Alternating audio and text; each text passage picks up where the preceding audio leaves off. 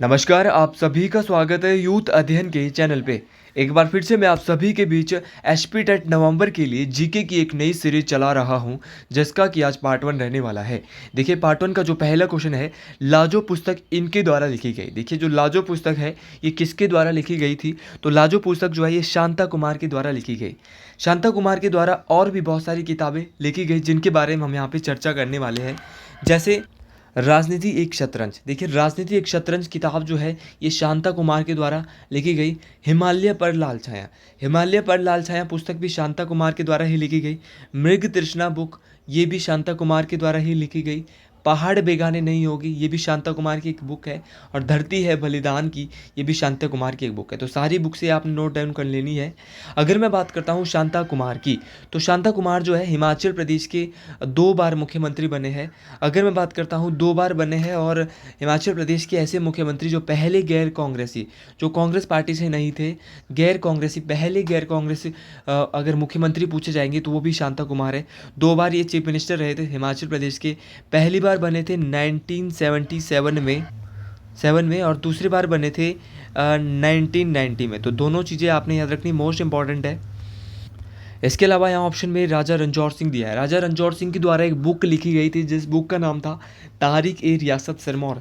तो तारिक ए रियासत सिरमौर बुक जो है वो राजा रणजौर सिंह के द्वारा लिखी गई थी। विक्रम कायस्थ ऑप्शन में दिया है। विक्रम कायस्थ ने एक बुक लिखी थी, मोस्ट इंपॉर्टेंट है, हिस्ट्री ऑफ मंडी। तो हिस्ट्री ऑफ मंडी लिखी थी विक्रम कायस्थ ने। राहुल संस्कृत्यान ने जो लिखी थी बुक, इसका नाम है किन्नर देश की कहानी। तो किन्नर देश जो बुक है वो किन्नर देश जो बुक है ये राहुल संस्कृत्यान के द्वारा लिखी गई। तो ऑप्शन से भी हमने इन राइटर्स की बुकें जो है वो देख ली है। अगले क्वेश्चन की हम बात करते हैं, निम्न में से किसे वॉइस रीगल लॉज के नाम से जाना जाता है। Which of the following was earlier known as viceregal lodge. देखिए वॉइस रीगल लॉज के नाम से जो जाना जाता है ये Indian Institute of advance studies को जाना जाता है। देखिए Indian Institute of advance studies जो है ये शिमला में स्थित है, और शिमला के समर हिल में स्थित है। और अगर मैं बात करता हूँ Indian Institute of advance studies की, तो ये 1884 से 1888 के बीच ये बना था। ये भी आपने याद रखना है, मोस्ट इंपॉर्टेंट है ये बात। देखिए इसको किसके कार्यकाल के दौरान ये बना था, तो ये लॉर्ड डफरिन के कार्यकाल के दौरान बना था वॉइस रीगल लॉज जो ये बिल्डिंग है। और इसको जो डिज़ाइन किया था वॉइस रीगल लॉज बिल्डिंग को, ये किया गया था हेनरी इरविन के द्वारा। किसके द्वारा? हेनरी इरविन के द्वारा इसका डिज़ाइन किया गया था। ऑप्शन में यहाँ पे अमृता शेरगिल का निवास भी दिया है। तो अमृता शेरगिल का जो संबंध है ये शिमला से था। ये एक चित्रकार थी और इनकी एक पेंटिंग है बड़ी फेमस है, the story teller. The story teller painting भी है अमृता शेरगिल की। और द एचपी स्टेट म्यूजियम कहाँ पे है ये आप कमेंट बॉक्स में बताएंगे। अगले क्वेश्चन की हम बात करते हैं। देखिए टेट परीक्षाओं में अक्सर ऐसे क्वेश्चन जरूर पूछे जाते हैं, और ये आसान क्वेश्चन है।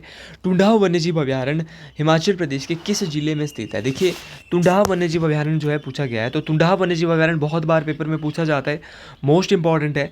टुंडाव वन्यजीव अभयारण्य जो है ये चंबा में स्थित है। चंबा में और कौन कौन सी वाइल्ड लाइफ सेंचुरी है।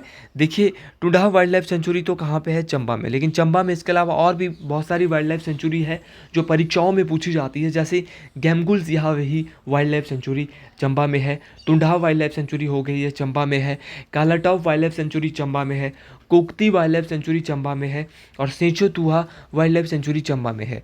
देखिए क्वेश्चन ये भी आता है कि हिमाचल प्रदेश की सबसे बड़ी वाइल्ड लाइफ सेंचुरी। तो हिमाचल प्रदेश की सबसे बड़ी wild life century Kibber wild life century ये लाहौल स्पीति में स्थित है, यह आपने याद रखना है। देखिए अगर सबसे बड़ी किब्बर है तो सबसे छोटी कौन सी है, तो सबसे छोटा जो वन्यजीव अभयारण्य है हिमाचल प्रदेश का यह शिल्ली वन्यजीव अभयारण्य या शिल्ली वाइल्ड लाइफ सेंचुरी जो कि सोलन में स्थित है। सोलन में ही एक चाइल्ड वाइल्ड लाइफ सेंचुरी स्थित है, मोस्ट इंपॉर्टेंट है ये। और सोलन में एक और है मजधाल वाइल्ड लाइफ सेंचुरी, ये भी बहुत इंपॉर्टेंट है, बहुत बार टेट परीक्षाओं में पूछी गई है मजधाल वाइल्ड लाइफ सेंचुरी। तो ये भी आपने याद रखनी है, बहुत इंपॉर्टेंट है। इसके साथ साथ मैं आपको एक चीज़ और बताना चाहूँगा कि हमारा जो है 1 अगस्त से जो है वो बैच शुरू हो रहे हैं। डेमो क्लासेज आपके लिए फ्री रहने वाली है 1 दिन की, क्योंकि आप बिना डेमो को देखिए आप क्लासेज नहीं, सिर्फ ये लाइव क्लासेस रहने वाली है। और ये हमारा बैच है 499 रुपीज़ में आपको जो है ये क्लासेस मिल रही है पर मंथ। तो ये हमारा नंबर है, आप इस पे जो हमसे बात कर सकते हैं।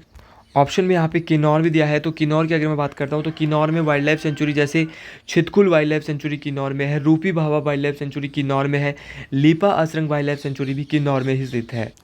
अगले क्वेश्चन की हम बात करते हैं, who was the chief commissioner of HP between March 51 to February 1952।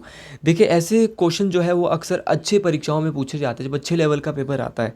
Question बोल रहा है कि मार्च 1951 से फरवरी 1952 के मध्य हिमाचल प्रदेश के मुख्य आयुक्त कौन थे। देखिए अक्सर मैक्सिमम लोग इसमें एनसी मेहता जो है वो आंसर लगा देंगे, लेकिन मेरा मानना है कि यहाँ पे एनसी मेहता नहीं आएगा, क्योंकि एनसी मेहता हिमाचल प्रदेश के फर्स्ट चीफ कमिश्नर है। देखिए ये बोल रहा है कि मार्च 1951 से फरवरी 1952 तक जो थे वो इनका नाम था भगवान साय। भगवान साय थे मार्च 1951 से फरवरी 1952 तक हिमाचल प्रदेश के चीफ कमिश्नर, और पहले चीफ कमिश्नर जो हिमाचल प्रदेश के थे इनका नाम था एनसी मेहता। देखिए एस चक्रवर्ती ऑप्शन में दिया है, तो एस चक्रवर्ती हिमाचल प्रदेश के पहले राज्यपाल थे। पहली महिला राज्यपाल पूछी जाएगी तो इनका नाम शीला कौल है। के.एल. मेहता, ये के.सी. मेहता नहीं है, ये के.एल. मेहता है, और के.एल. मेहता जो है हिमाचल प्रदेश के पहले चीफ सेक्रेटरी थे। इसके अलावा अगले क्वेश्चन की बात करते हैं, मोस्ट इंपॉर्टेंट है, Himachal Pradesh public service commission was established in which year. Himachal Pradesh लोक सेवा आयोग का जो गठन है वो किस वर्ष हुआ था। बहुत बार ये क्वेश्चन डिस्कस करा चुका हूँ। तो Himachal Pradesh public service commission का जो गठन हुआ था ये 1971 में हुआ था, और इसके साथ साथ हिमाचल प्रदेश को पूर्ण राज्य का दर्जा भी 1971 में ही मिला था, और हिमाचल भारत का 18वां राज्य बना था। देखिए HPPSC जो कि हमारे एलाइड के एग्ज़ाम करवाता है, बड़े बड़े एग्ज़ाम HS वगैरह के एग्ज़ाम करवाता है, पुलिस का एग्ज़ाम भी जो है वो Himachal Pradesh public service commission ही करवाएगा, अच्छे लेवल के पेपर करवाता है, और इनके जो क्वेश्चन पेपर होते हैं वो भी अच्छे लेवल के आते हैं। देखिए HPPSC के जो पहले चेयरमैन थे, Himachal Pradesh public service commission के जो पहले चेयरमैन बहुत बार पेपर में पूछे जाते हैं, तो ये अक्सर बच्चे गलत कर देते हैं। इनका नाम था KS कटोच। KS कटोच जो है Himachal Pradesh public service commission के पहले चेयरमैन थे। इसके अलावा 1971 में ही हिमाचल प्रदेश लोक सेवा आयोग का गठन तो हुआ था, लेकिन हिमाचल प्रदेश हाई कोर्ट की भी स्थापना 1971 में ही हुई थी। हाई कोर्ट के जो पहले चीफ जस्टिस थे इनका नाम था मिर्ज़ा हमीदुल्ला बेग, और पहली महिला मुख्य न्यायाधीश थी लीला सेठ। लीला सेठ जो है पहली महिला मुख्य न्यायाधीश थी। देखिए जो हाई कोर्ट के जो मुख्य न्यायाधीश होते हैं इनको अपॉइंट किया जाता है गवर्नर के द्वारा, और इनकी जो नियुक्ति होती है अपॉइंट किया जाता है राष्ट्रपति के द्वारा, और इनको जो ओथ देते हैं, शपथ देते हैं, ये गवर्नर देते हैं। तो ये आपने ये बात याद रखनी है, दोनों ही बातें याद रखनी कि अपॉइंट किया जाता है किसके द्वारा, राष्ट्रपति के द्वारा, लेकिन शपथ कौन दिलाता है, गवर्नर। अगली क्वेश्चन की मैं ऐसे बात करता हूँ, हिमाचल प्रदेश का सबसे बड़ा जिला क्षेत्रफल अनुसार कौन सा है। देखिए क्षेत्रफल वाइज अगर हम एरिया वाइज बात करते हैं तो लाहौल स्पीति जो है हिमाचल प्रदेश का सबसे बड़ा जिला। एरिया कितना है भैया, 13,841 स्क्वायर किलोमीटर एरिया है हिमाचल प्रदेश के लाहौल स्पीति ज़िले का। और परसेंटेज की अगर मैं बात करता हूँ, परसेंटेज में बहुत बार पूछा जाता है, तो 24.86% ये एरिया कवर करता है। क्षेत्रफल में सबसे छोटा जो जिला है ये हमीरपुर है, 1118 किलोमीटर 1118 स्क्वायर किलोमीटर एरिया है, जो कि परसेंटेज में 2.01% आता है, ये भी आपने याद रखना है। इसके अलावा कांगड़ा की अगर बात करता हूँ, कांगड़ा का जो एरिया है वो 5,739 स्क्वायर किलोमीटर है, परसेंटेज में जो कांगड़ा आता है ये 10.31% आता है।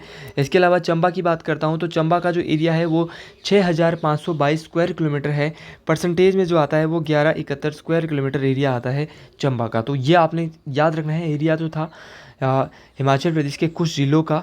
अगले क्वेश्चन की मैं बात करता हूँ यहाँ से। देखिए क्वेश्चन बोल रहा है कि नूरपुर का पुराना नाम क्या था। देखिए नूरपुर का जो पुराना नाम था ये था धमेरी। धमेरी जो है ये नूरपुर का पुराना नाम था, और नूरपुर के जो राजा थे इनका जो नाम था जगत सिंह, इनके द्वारा जो है वो नूरजहाँ के सम्मान में जो है धमेरी का नाम चेंज करके नूरपुर रखा गया था।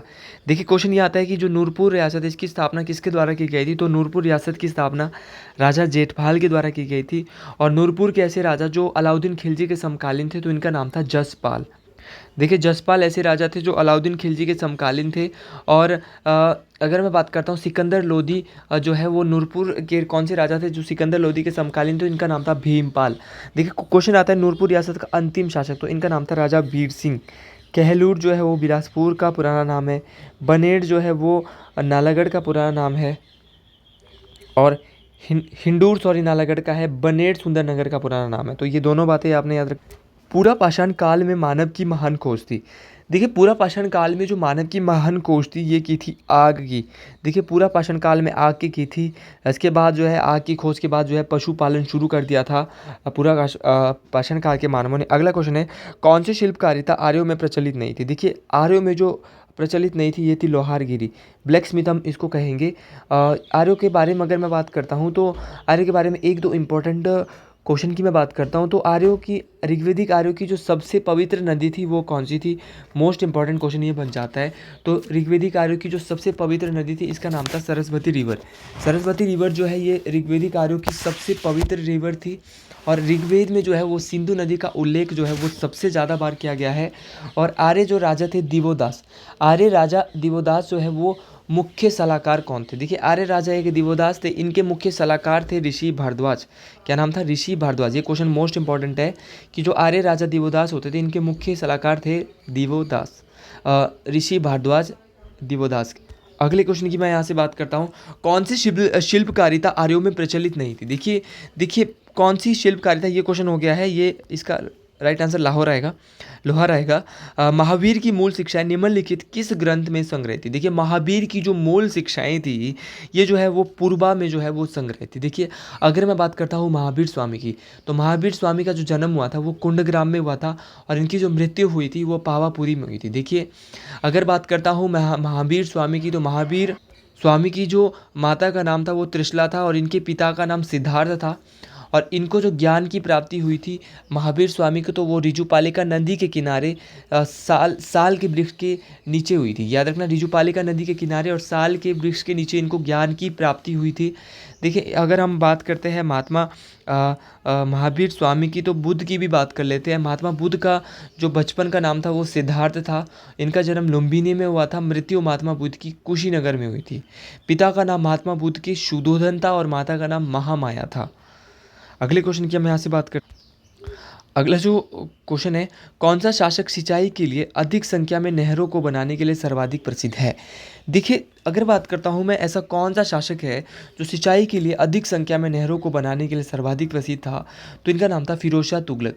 फिरोज शाह तुगलक ने जो है सबसे पहली बात फिरोजपुर शहर का या फिरोजपुर सिटी का निर्माण करवाया था। और ये तुगलक वंश से संबंध रखता था। तुगलक वंश के जो संस्थापक थे इनका नाम था गयासुद्दीन तुगलक। देखिए अगर मैं गयासुद्दीन तुगलक की बात करता हूँ तो गयासुद्दीन तुगलक को जो है वो गाजी तुगलक के नाम से भी जाना जाता है। देखिए एक मोरक्को का यात्री होता था इबन बतूता, सॉरी क्या नाम था? Ibn Battuta. एक मोरक्को यात्री इबन बतूता किसके शासनकाल में भारत आया था? तो मोहम्मद बिन तुगलक के शासनकाल में भारत आया। तो ये कुछ इंपॉर्टेंट क्वेश्चन हम यहाँ से देख रहे हैं। अगले क्वेश्चन की हम यहाँ से बात करते हैं, अमृतसर में स्वर्ण मंदिर के निर्माण के लिए कौन से मुगल शासक ने भूमि प्रदान की थी? देखिए जो अमृतसर में जो स्वर्ण मंदिर बना था उसके लिए मुगल शासक ने भूमि प्रदान की थी। तो ऐसा दयालु मुगल शासक एक ही हो सकता है जिसका नाम है अकबर। देखिए ये वही अकबर है। दयालु का पता वहीं से पता लगा सकते हैं क्योंकि इन्होंने सभी धर्मों के लिए एक धर्म की स्थापना की थी जिसका नाम है दीन ए इलाही। दीन ए इलाही की स्थापना 1882 में जो है वो अकबर के द्वारा की गई थी। ये मोस्ट इंपॉर्टेंट क्वेश्चन बन जाता है। अकबर के द्वारा ही जो है वो पानीपत का दूसरा युद्ध लड़ा गया था 1556 में, ये भी आपने याद रखना है। इसके अलावा जो है वो स्वर्ण मंदिर का जो कार्य जो शुरू हुआ था वो हुआ था गुरु रामदास के दौरान, लेकिन इसको पूर्ण रूप से बनाया गया था गुरु अर्जन देव के द्वारा। अमृतसर में स्थित है ये स्वर्ण मंदिर, इसको गोल्डन टेम्पल के नाम से जाना जाता है। देखिए अगर मैं बात करता हूँ गुरु अर्जन देव की, ये सिखों के 5वें गुरु थे। सिख धर्म के जो पहले गुरु थे वो कौन थे? तो इनका नाम था गुरु नानक देव। और सिख धर्म के जो 10वें गुरु थे इनका नाम था गुरु गोविंद सिंह। गुरु गोविंद सिंह की अगर मैं बात करता हूँ तो इनका जन्म पटना में हुआ था। दूसरे गुरु की बात कर लेते तो दूसरे गुरु सिखों के थे गुरु अंगद देव। इनके द्वारा एक लिपि की स्थापना की गई थी जिसका नाम है गुरुमुखी लिपि। क्या नाम था? गुरुमुखी लिपि। अगले क्वेश्चन की हम यहाँ से बात करते हैं, चंदेल शासकों द्वारा निर्मित खजुराहो मंदिर किसको समर्पित है? देखिए चंदेल शासकों के द्वारा बनाए गए और मंदिर का नाम है खजुराहो मंदिर। खजुराहो जो मंदिर की अगर मैं बात करता हूँ तो ये भगवान विष्णु और शिव को समर्पित है। और ये जो है वो मध्य प्रदेश में कहाँ पे स्थित है भैया? मध्य प्रदेश में स्थित है खजुराहो के मंदिर। और इनको जो यूनेस्को में कब डाला गया था, ये मोस्ट इंपॉर्टेंट क्वेश्चन है। तो यूनेस्को में डाला गया था इनको 1986 में। क्वेश्चन ये भी आता है कि यूनेस्को डे कब होता है? तो यूनेस्को डे मनाया जाता है 18 अप्रैल। 18 अप्रैल को यूनेस्को डे मनाया जाता है, ये मोस्ट इंपॉर्टेंट बात है। अगर मैं बात करता हूँ सबसे पहले यूनेस्को में किस साइट को डाला गया था, ये मोस्ट इंपॉर्टेंट है। यूनेस्को को हम विश्व धरोहर स्थल बोलेंगे। सबसे पहले जो है वो किसको डाला गया था ये आप कमेंट बॉक्स में बताएंगे, क्योंकि अगर आप खुद से भी आंसर ढूंढेंगे तो ही पता चलेगा। तो कमेंट में जिसने ये पूरी वीडियो देखी है उसके आंसर ज़रूर आने चाहिए। और जो HP टेट नवंबर के लिए पूरी अच्छे तरह से तैयारी कर रहा है वो भी जो है हमारे साथ अच्छे से जुड़ जाएगा। और यूनेस्को की अगर बात करता हूँ तो यूनेस्को की जो 42 साइट है इसमें 41वीं और 42वीं साइट कौन सी है। 41वीं जो साइट है ये शांति निकेतन है, जो कि पश्चिम बंगाल वेस्ट बंगाल में स्थित है। रविंद्रनाथ टैगोर जी का स्थान है। होयसल मंदिर 42वीं साइट से। 41वीं साइट शांति निकेतन है। 42वीं साइट होयसल टेम्पल है, जो कि कर्नाटका में स्थित है। ये भी आपने याद रखना है। देखिए 1986 में एक तो खजुराहो के मंदिर को यूनेस्को में डाला गया था। इसके अलावा गोवा की जो चर्चेज है उनको भी 1986 में डाला गया था। फतेहपुर सीकरी में जो है उनको भी 1986 में ही डाला गया था। ये सारी चीज़ें आपने याद रखना है। अगले क्वेश्चन की मैं बात करता हूँ, किसके शासनकाल में हुनों ने भारत पे पहला आक्रमण किया था। देखिए किसका शासनकाल था जिसके शासनकाल में हुनों ने जो है वो भारत पे पहला आक्रमण किया था। तो हुनों ने जो है वो गुप्त वंश के शासनकाल में भारत में पहला आक्रमण किया था। देखिए अगर मैं बात करता हूँ गुप्त वंश की जो स्थापना की थी ये श्री गुप्त के द्वारा की गई थी। अब गुप्त वंश की स्थापना तो श्री गुप्त के द्वारा की गई थी। गुप्त वंश का ऐसा कौन सा राजा था जिसको भारत का नेपोलियन कहा जाता था। तो भारत का जो नेपोलियन कहा जाता था ये गुप्त वंश के राजा, क्या नाम था इनका नाम था भारत का समुद्रगुप्त को कहा जाता था। देखिए अगर मैं बात करता हूँ गुप्त वंश के ऐसे राजा जो कालिदास के समकालीन थे, तो कालिदास के जो समकालीन थे इनका नाम था चंद्रगुप्त द्वितीय जो है ये कालिदास के समकालीन थे। इसके अलावा गुप्त वंश के ऐसे राजा जिन्होंने नालंदा विश्वविद्यालय की स्थापना की थी, तो इनका नाम था कुमारगुप्त प्रथम के द्वारा नालंदा विश्वविद्यालय की स्थापना की गई थी। इसके द्वारा अलावा एक क्वेश्चन और है, जैसे कि फाहियान, ये चीनी यात्री फाहियान किसके शासनकाल के दौरान भारत आया था। तो चीनी यात्री फाहियान जो है वो चंद्रगुप्त द्वितीय के शासनकाल में भारत आया था। देखिए हर टॉपिक के साथ एक इम्पॉर्टेंट क्वेश्चन को कवर कराना बहुत इंपॉर्टेंट है, और मैंने अब एक मुहिम चलाई है कि आखिरी के 5 क्वेश्चन मैं आपको इंपॉर्टेंट बताऊँगा अपने ओर से, जो मेरे को बहुत इंपॉर्टेंट लगता है। ये आपने कॉपी में राइट डाउन कर लेने, और जिसने भी आखिरी के 5 क्वेश्चन जो है नोट किए हैं वो जो है वो हमारे ग्रुप से भी जुड़ सकता है, और उनके लिए एक कोड देना है। पहला जो कोड रहेगा हमारा आज का वो रहेगा पार्ट 134 हमारा आज का कोड रहने वाला है। और कोड ये 5 क्वेश्चन भी वो याद करके जाएगा। ये 5 क्वेश्चन बहुत ज़्यादा इंपॉर्टेंट है। पहला जो क्वेश्चन बनने वाला है वो कि भारत की ऐसी कौन सी महिला है जो ओलंपिक में जिसने शूटिंग में जो है वो ब्रॉन्ज मेडल जीता है। तो शूटिंग में जो है वो ब्रॉन्ज मेडल जीत चुकी है, वो कौन है। तो इनका क्या नाम है, तो इनका नाम है मनु भाकर जी ने जो है वो शूटिंग में जो है, ये पहला क्वेश्चन है आज का, क्वेश्चन ऑफ द डे है। मनु भाकर जी ने जो है वो क्या जीता है, ब्रॉन्ज मेडल जीता है शूटिंग में। पहला क्वेश्चन ये बनता है फर्स्ट क्वेश्चन कि मनु भाकर जी ने क्या जीता है, शूटिंग में क्या जीत लिया है भैया। शूटिंग में जो है वो पहली महिला बनी है जिन्होंने पेरिस ओलंपिक में जो है वो क्या जीता है, ब्रॉन्ज मेडल, इसको कांस्य पदक ही हम कहेंगे, ब्रॉन्ज मेडल जीता है। अगले क्वेश्चन की मैं बात करता हूँ, जो क्वेश्चन ऑफ द डे दूसरा है हमारा, वो क्या है। क्वेश्चन ये है कि यूएनओ की स्थापना कब हुई। तो यूएनओ की जो स्थापना हुई थी ये क्वेश्चन आपने कॉपी में लिख लेने हैं, मोस्ट इंपॉर्टेंट है। 24 अक्टूबर 1945 को यूएनओ की स्थापना हुई थी। ये आपने क्वेश्चन ऑफ द डे हमारा जो दूसरा रहने वाला है ये आपने याद रखना है। Question of the day number 3 जो है वो बहुत इंपॉर्टेंट है। Question of the day number 3 जो रहने वाला है ये कि सूर्य का जो कोणार्क मंदिर है वो भारत के किस राज्य में स्थित है, या भारत के ऐसा कौन सा मंदिर है जिसको ब्लैक पैगोडा के नाम से जाना जाता है। तो कोणार्क मंदिर जो है सूर्य का, ये उड़ीसा में स्थित है। कहाँ पे स्थित है, उड़ीसा में स्थित है सूर्य का कोणार्क मंदिर। ये भी आपने याद रखना है, मोस्ट इंपॉर्टेंट है। इस मंदिर को जो बनाया था वो नरसिम्हा देव द्वितीय के द्वारा बनाया गया था। ये भी आपने याद रखना, ये भी नोट डाउन कर लेना है। और इसी मंदिर को भारत का ब्लैक पैगोडा कहा जाता है। यूनेस्को में इस मंदिर को 1984 में डाला गया। क्वेश्चन नंबर डे नंबर 4 आज का जो बन रहा है, हिमाचल प्रदेश विधानसभा में महिलाओं की संख्या कितनी है। तो महिलाओं की संख्या 3 हो गई है। पच्छाद से रीना कुमारी जीती है, और हमारी लाहौल स्पीति से अनुराधा राणा और देहरा विधानसभा से माननीय मुख्यमंत्री श्री सुखविंदर सिंह सुक्खू जी की पत्नी श्रीमती कमलेश ठाकुर जी जीत के आई देहरा विधानसभा क्षेत्र से। तो ये भी आपने याद रखना है, ये मोस्ट इंपॉर्टेंट है। तो एक question of the day number 4 था। और question of the day number 5 important question, Kalinga का युद्ध जो है वो कब हुआ? तो कलिंग का जो युद्ध हुआ था, 5वां क्वेश्चन है 261 बीसी में। तो 261 बीसी में कलिंग का युद्ध हुआ था।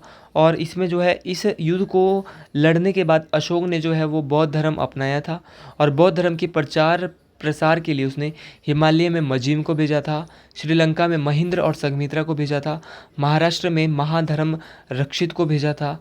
और ये इंपॉर्टेंट क्वेश्चन थे। तो आज के टॉप 5 क्वेश्चन है। और अशोक के द्वारा ही प्रसिद्ध सांची का स्तूप बनाया गया था। अशोक के द्वारा ही श्रीनगर शहर की स्थापना की गई थी। तो आज के लिए इतना ही। जय हिंद, जय हिमाचल प्रदेश, हर हर महादेव। कमेंट बॉक्स में ज़रूर आप लिखिएगा। और जिसने भी ये वीडियो पूरी देखी है वो कमेंट बॉक्स में जो है वो दे सकता है, सर मैंने पूरी वीडियो देखी और मेरे पास एक ही कोड है जिसका नाम है पी। तो आज के लिए इतना ही। और अगस्त वाले बैच से आप अगर हमसे जुड़ना चाहते हैं तो डेमो क्लासेस आपके लिए बिल्कुल फ्री है, एक एक डेमो क्लास। और इसके बाद आप हमसे लाइव गूगल मीट की जो हमारा ऐप रहेगा उस पर जुड़ सकते हैं। आज के लिए इतना ही। जय हिंद, जय हिमाचल प्रदेश, हर हर महादेव।